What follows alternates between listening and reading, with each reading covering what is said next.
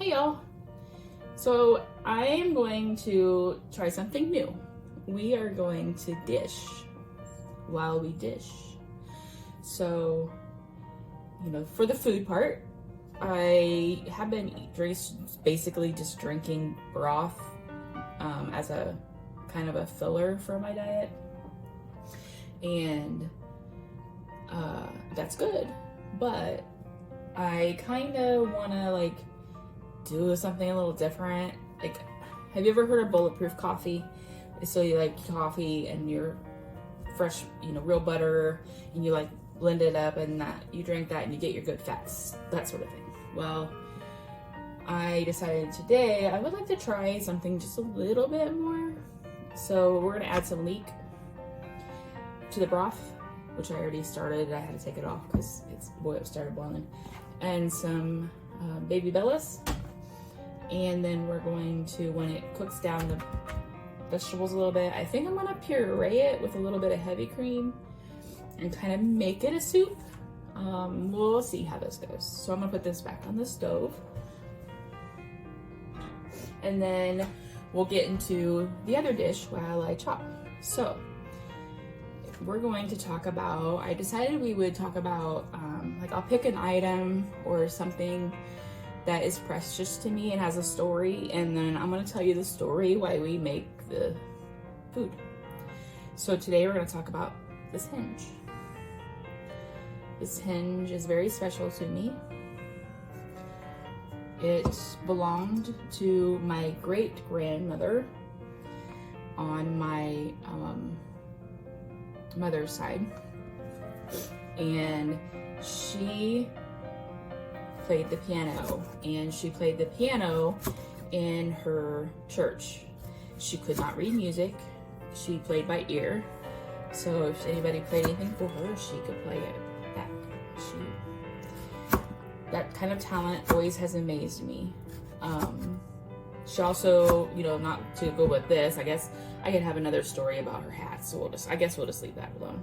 But anyway, so she had this piano, and so the original story that I know about this, other than Grammy, my great grandma playing on it, was that it sat in the living room, and my grandfather and his siblings would get a box of candy every year from one of their relatives for Christmas.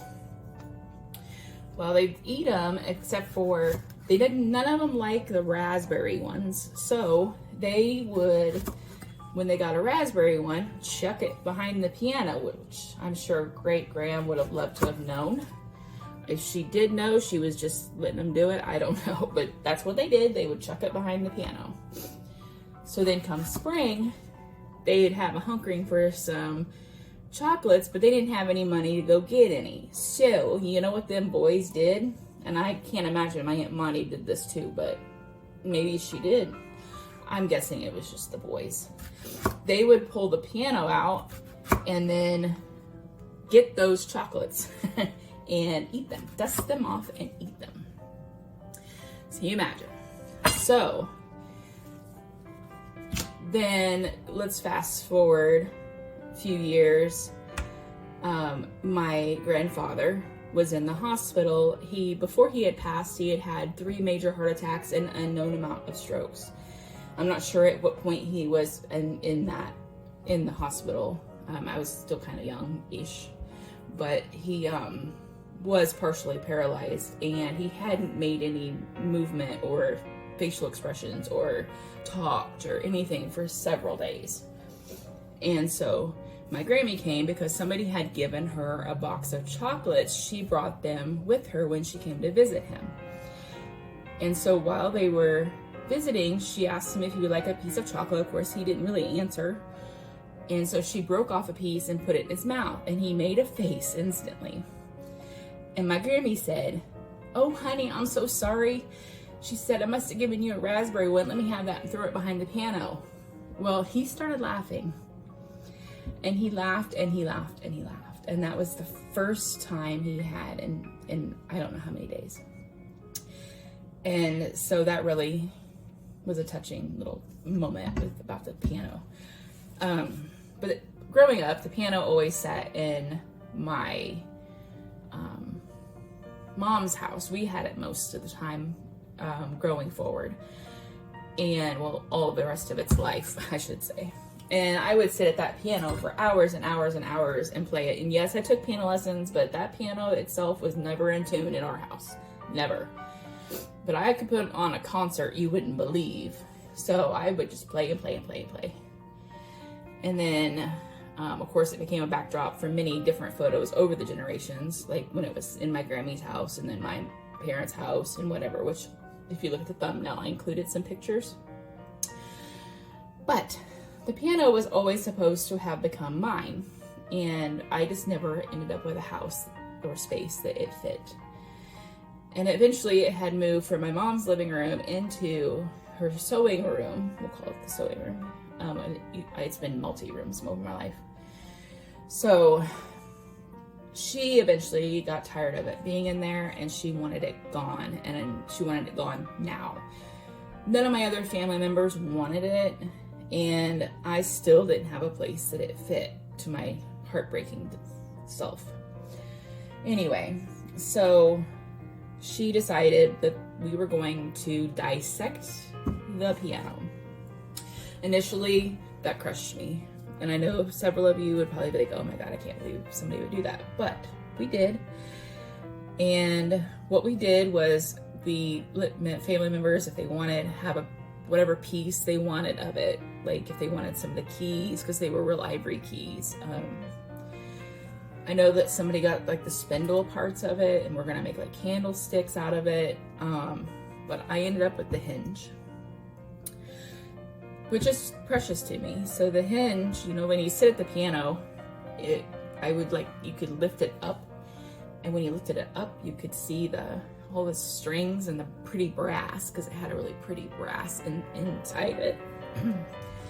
And so yeah, the hinge was a thing, but I also do still have the bench. Now the bench has its own little kind of story, but I'm going to chuck it in here anyway. So I played school a lot when I was a kid. You know, I was a teacher, not in real life, but ever. But I would, that was my teacher's desk. I would get behind it because you could lift it up. And then when you lift it up on the inside of the lid, you can see where I gave lots of people detentions, and especially some guy named Matt, and he was in trouble a lot. He had a lot of marks next to his name. So we do still have that.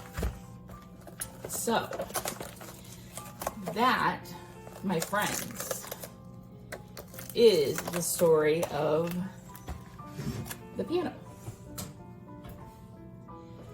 So now that we have covered that, I am just going to chuck in the leek. Probably a lot of leek. I think we may have too much, but we're gonna go with it. It's okay. So, and we're gonna put a few of these.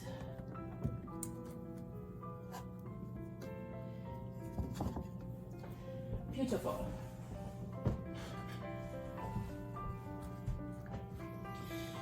And I'm not gonna salt or pepper it yet, because I don't know. I don't want to overdo it. I don't like overdoing the salt and pepper. So we're gonna put this back on the stove and let it boil for a bit. All right, y'all. So I hope you enjoyed the story. And I'll catch you when this is done, and I'll show you what it looks like all pureed up. How do you feel? Talk to you later. Bye-bye. Okay, I think I am going to go ahead, now that this is cooked down a little bit and soften the vegetables, I'm just gonna add a little bit of cream, not much, and just a sprinkle of salt and some pepper, and then we're going to try and do this.